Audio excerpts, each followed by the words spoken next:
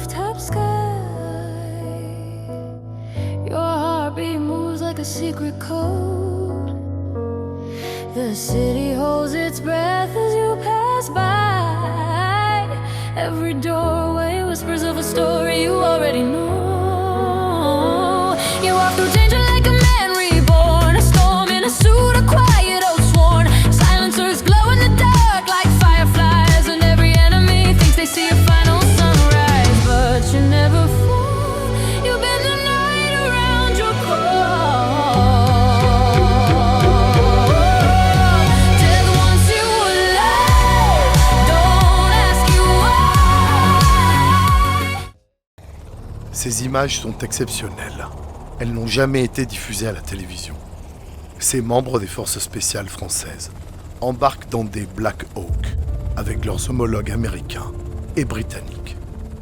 Ce soir, ils vont frapper par surprise un camp de Daesh où se trouvent des djihadistes européens. Certains sur une liste HVT, High Value Target, autrement dit les cibles prioritaires pour le renseignement de la coalition contre l'État islamique. Voici les opérateurs français du 13e RDP, les dragons parachutistes, le renseignement militaire français. Ici, ils rentrent de la mission de renseignement, après avoir été parachutés entre l'Irak et la Syrie, puis s'être enterrés pour surveiller l'ennemi. Ces images, en phase opérationnelle, nous ont été fournies par cette unité spéciale. Les femmes et les hommes du 13e RDP sont des ombres. Silencieuses, indétectables, ils s'infiltrent en territoire ennemi, se cachent, captent le renseignement et l'envoient au commandement. Ils agissent aussi capables d'actions d'opportunité, de libération d'otages et de frappe contre terroristes. Ce soir, ils vont participer à la mission avec les forces spéciales de la coalition. Des images rares qui montrent pour la première fois le rôle obscur de nos forces spéciales. Comme le dit un opérateur, ceux qui se donnent le droit de toucher à la liberté vont goûter au fer, au feu et au sang. On ne touche pas à la liberté impunément.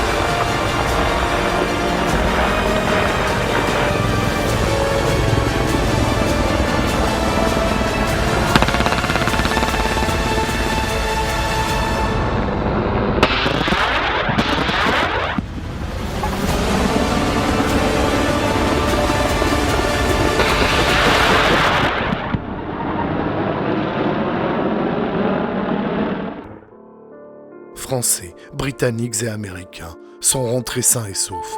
Des dizaines de djihadistes européens, dont des Français et des Belges, ont été neutralisés dans leur sommeil. Les hommes des forces spéciales leur ont facilité leur arrivée au Jahannam, l'enfer en arabe.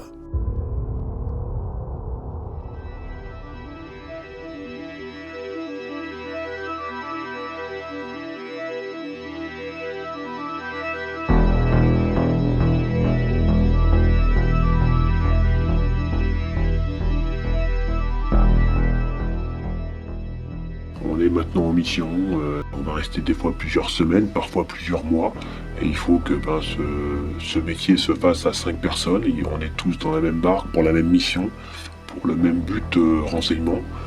Alors on est une famille, on n'est pas là pour se disputer, on est là pour faire avancer. On se connaissait déjà un petit peu avant sur les différents exercices qu'on faisait en France. L'esprit d'équipe, il est fait pour que ça se passe bien. On sera toujours les uns avec les autres, que ce soit sur le plan physique, le plan intellectuel, quand ça va pas, quand ça va. Hein, on se serre les coudes en permanence. Et c'est ce qui définit un peu l'esprit 13, hein, l'esprit d'équipe. En ce mois de mars, la neige et les corbeaux accueillent la garde du jour. Le patron des forces spéciales est là. Il ouvre le bal. Garde du 22 mars. 15 ans, 7 mois de service, 4 mois de grade.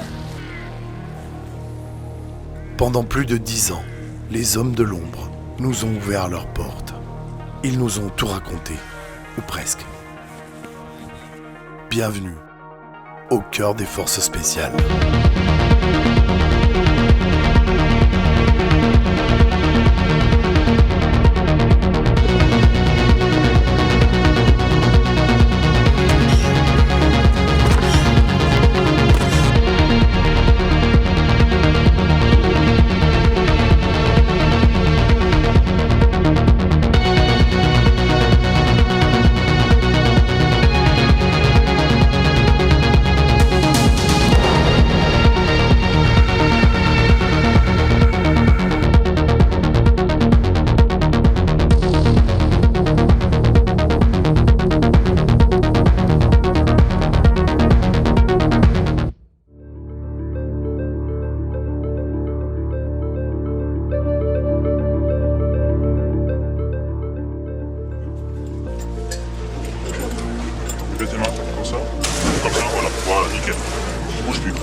Ce matin, le stress est palpable.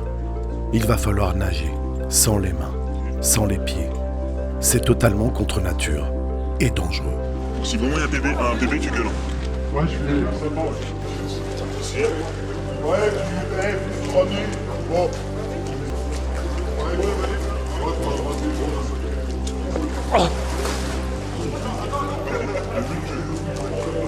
Tu vois, Olivier. Remonter, tu vas en dessous de la. Je démarre directement en plongeant dessous direct. Tu vas essayer, d'accord? Ensuite tu remontes et tu nages jusque là-bas. 25 mètres. Ah, jusqu'au bout là-bas. Voilà, ça marche? Donc toujours ventral. Et s'il y a un problème, t'es dit.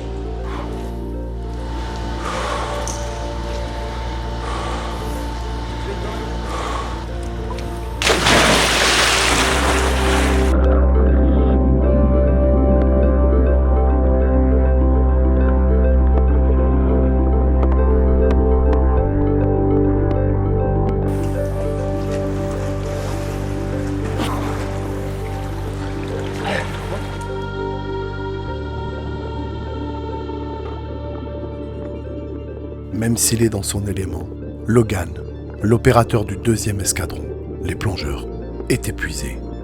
Pourtant, il va aller chercher au fond de lui l'énergie nécessaire pour ne pas abandonner, ne pas se noyer.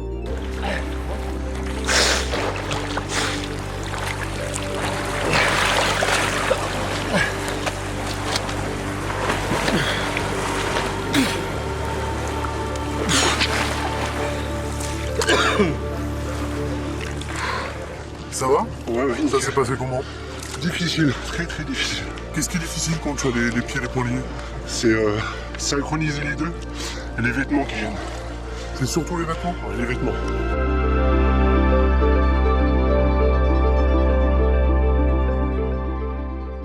Ces plongeurs, les voici, dans leur élément.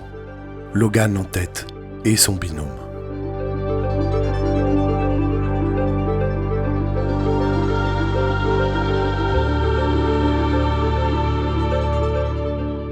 S'ils sont armés, c'est pour leur propre sécurité. Car leur mission première, ce n'est pas l'intervention, mais le renseignement. Ils doivent informer le commandement des opérations spéciales en amont d'une opération. Ils sont donc toujours les premiers.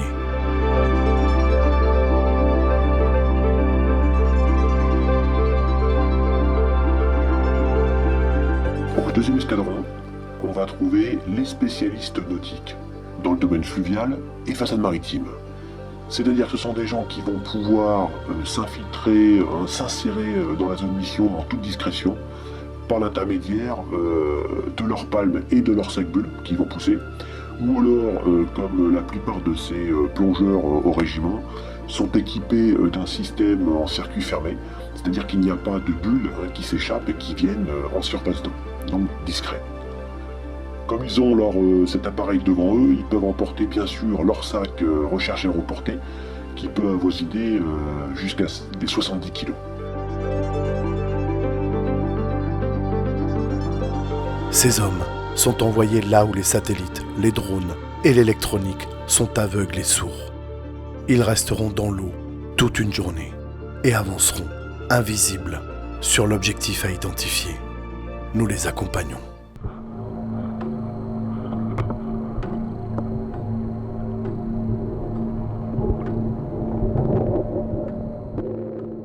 L'objectif est un voilier, très surveillé. Les opérateurs doivent placer des caméras sur le ponton. Ils effectueront l'opération de nuit. Mais avant, Logan doit observer le moindre mouvement et surtout les sentinelles.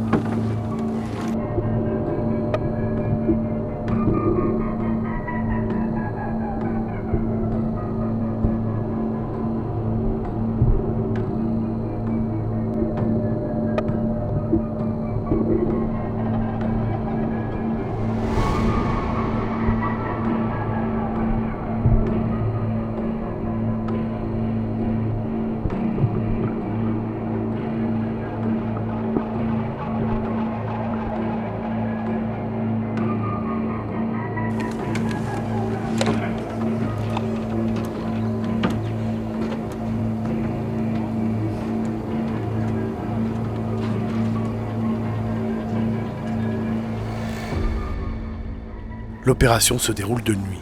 Pour cela, nous allons augmenter numériquement la lumière de notre caméra, évitant ainsi d'émettre une source lumineuse qui pourrait tous nous trahir.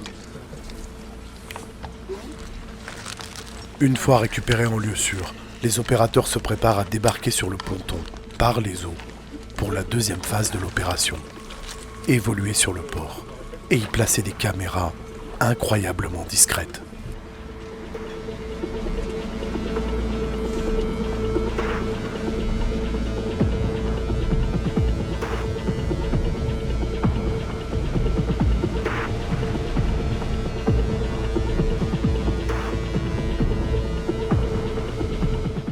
Logan et son binôme, tels des ombres, vont s'approcher de l'objectif.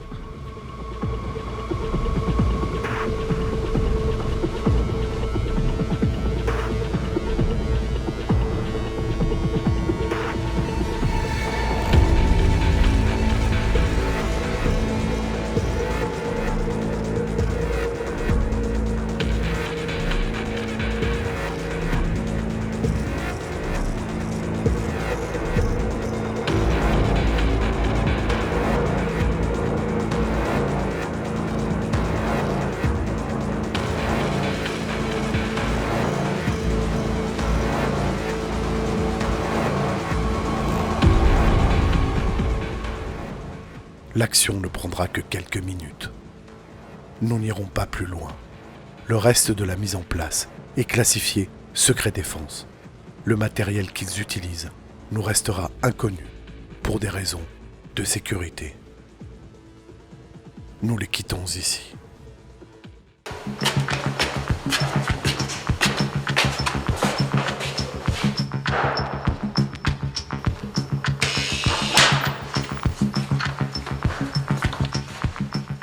Retour au régiment. L'homme que nous suivons dans ces locaux hautement secrets est l'un des plus grands spécialistes du renseignement militaire. Il est le Mr. Q du 13e RDP. C'est lui qui fabrique absolument tout. Aucune caméra n'a jamais filmé ces lieux. Q va nous dévoiler quelques secrets de fabrication. Le rôle de la cellule technique opérationnelle est de fabriquer des caméras de surveillance pour les équipes qui sont employées dans les missions extérieures. Ils font appel à nos services et nous fabriquons à la demande. Tous les systèmes sont fabriqués par nous-mêmes, ainsi testés, et nous les déposons nous-mêmes. Donc lorsque l'équipe a besoin d'un artifice, c'est-à-dire comme une fausse brique, donc nous récupérons une brique sur le terrain, nous faisons des moules pour pouvoir réaliser l'objet en question. Le type brique ou des cadres ou des fausses pierres, toutes sortes d'objets peuvent être fabriqués en résine. Donc on fait avait un type de cailloux, un parpaing. Donc avec ceci, nous faisons l'intégration. Donc c'est là que nous posons notre système de caméra ainsi que notre émetteur. Donc vous avez eu le type, un exemple à clair. Nous avons la même chose avec une souche, c'est-à-dire que celle-ci est cam. Donc nous avons équipé et habillé en fausse branche. Vous avez également une intégration de caméra habillée de résine, donc en fausse branche, ainsi qu'une autre caméra. Donc nous pouvons faire à la limite tout ce qu'on veut en termes de résine. Et nous faisons également l'intégration véhicule. Regardez bien. Voici un autre secret des dragons du 13e RDP. Ils s'enterrent. N'importe où.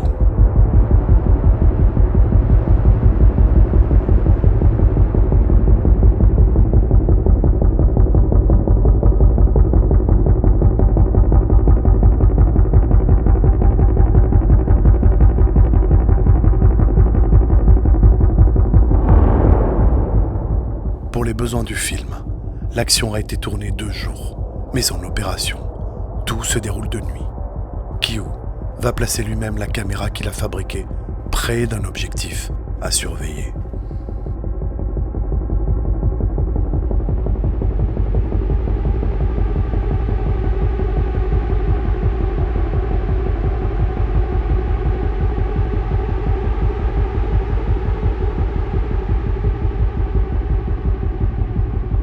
Entre-temps, Kyu va se métamorphoser et utiliser un camouflage pour se rapprocher au plus près de l'objectif.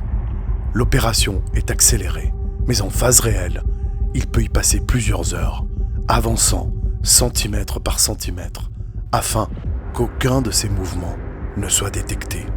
C'est un travail de longue haleine, d'une extrême patience. Sa vie en dépend.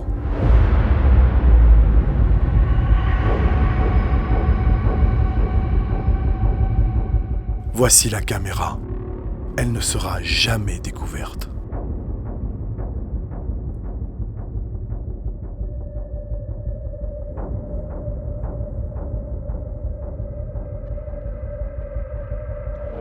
Les images vont être captées par son équipe, dans la cache, puis elles seront renvoyées à travers une transmission radio cryptée.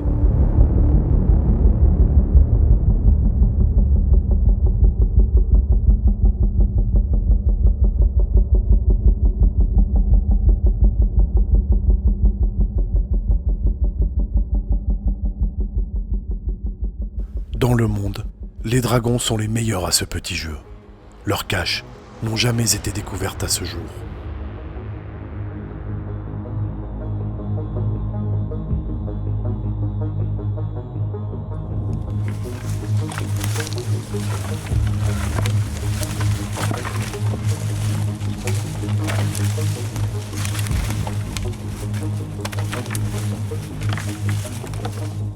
Nous avons pénétré exceptionnellement dans l'une de ces caches éphémères. Elle sera détruite lors de notre départ.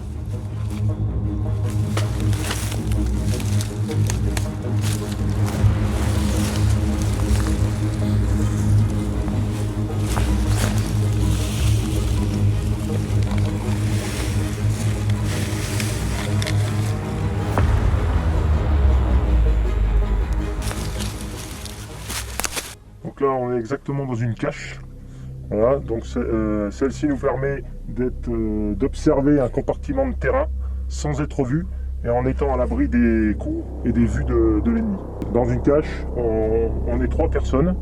Donc il y a déjà une personne qui s'occupe de l'observation extérieure. Ensuite, une autre personne qui se trouve à votre emplacement qui s'occupe de la radio. Et ensuite, une personne qui se trouve où je me trouve et qui se repose. Donc le but final d'une cache, c'est donc de renseigner nos chefs sur ce qui se passe par exemple ici sur un axe. Donc cette cache sert à observer en fait qui passe à environ 500 mètres de nous, ce qui nous permet de voir le passage de véhicules ennemis. Nous retournons auprès de Q, qui va transmettre les images de sa caméra. La pêche a été bonne. À des milliers de kilomètres de là, les images seront reçues par le régiment, qui fabriquera une note de renseignement pour le commandement militaire.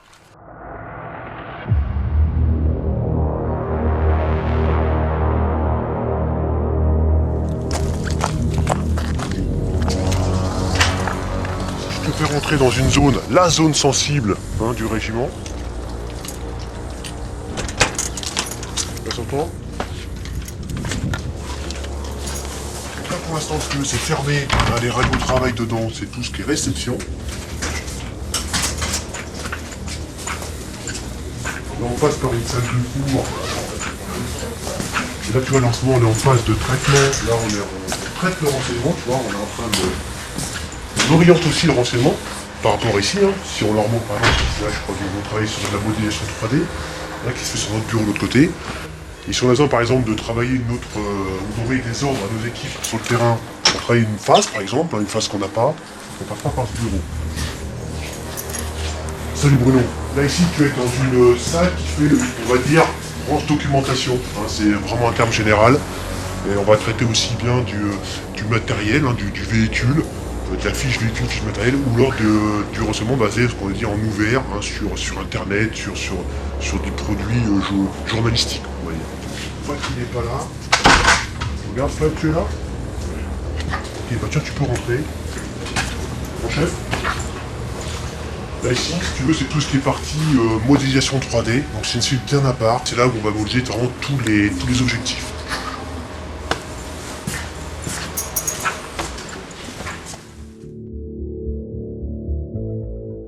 Ces renseignements sont souvent coordonnés avec ceux de la DGSE, les espions français, qui travaillent main dans la main avec le 13e RDP. Voici une vidéo diffusée par la DGSE, et c'est Bernard Émier, son directeur, qui la commente. Et nous le savons maintenant, l'objet de cette réunion était la préparation d'une série d'attaques de grande ampleur contre des bases militaires. En neutralisant Abdelmalek Droukdal, l'émir historique d'Al-Qaïda au Maghreb islamique, nous avons éliminé le cerveau de dizaines d'opérations de la sorte. Ici, les photos exclusives de l'opération contre l'émir Droukdal. Un succès commun.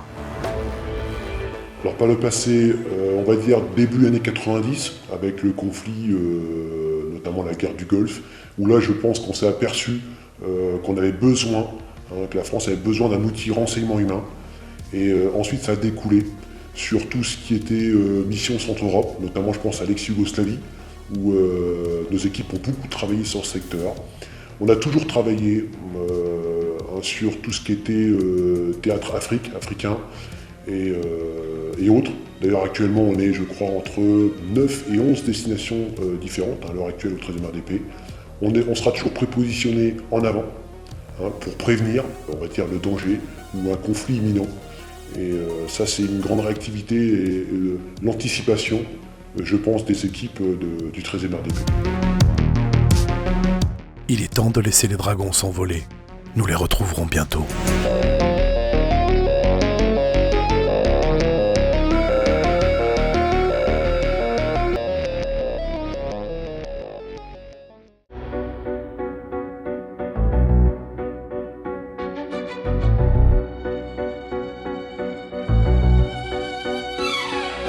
Golden eyes watching from a rooftop sky.